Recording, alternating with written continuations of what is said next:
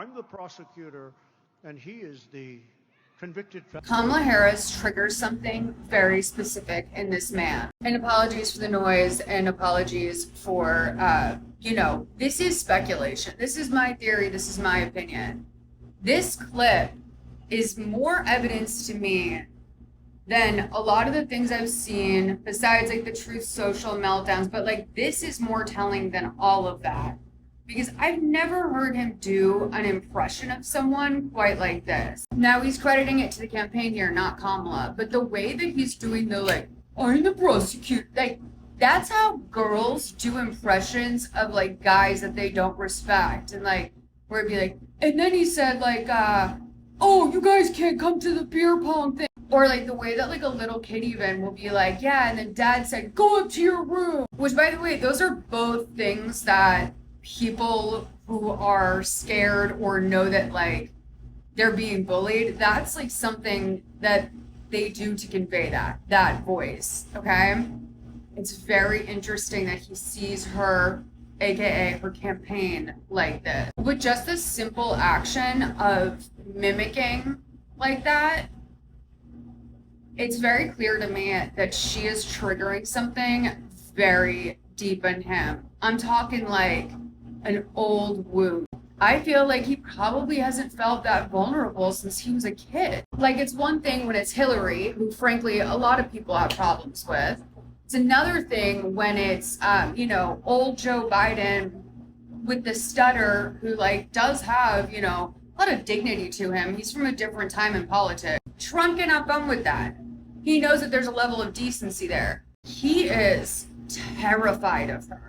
He feels bullied by her in a way that he has probably not felt bullied since his father was abusing him. If he wasn't like actively preying on all of our downfall, I would feel really bad, actually. That's how profound I think it is. Oh, but this is a question for people who might know more than me about this stuff. I have heard he's thinking about dumping JD Vance.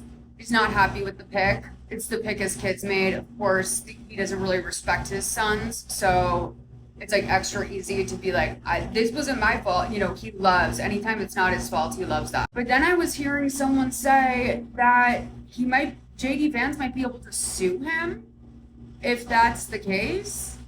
That like if Trump takes him off, JD Vance could sue him. I don't know. I will say, if this was a long play by the Dems, congratulations. You guys finally did your fucking job. Like, how iconic is it that they spent all this time preparing to campaign against Joe Biden? Joe Biden gracefully steps away. Took a little long, but let's be honest, if the timing is right, if this was planned right before the convention, brilliant. And it is fair, by the way. That's a fair play. You can do that. It's a fair play. It's just like one that most people wouldn't expect, especially from the Democrats. This was our chance. This was our only chance to like get away from him.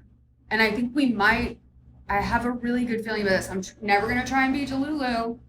Oh, I was just the 2016 election, that sent me spiral. Like I had 3 very bad years where I was like, I was harmful to myself, like for 3 years because of not knowing how to handle that emotion and disappointment. And then I was very even keeled going into 2020 because I was like, you can never allow yourself to feel that level of disappointment and shock again. Like you understand more about humanity now, like no more La La Land.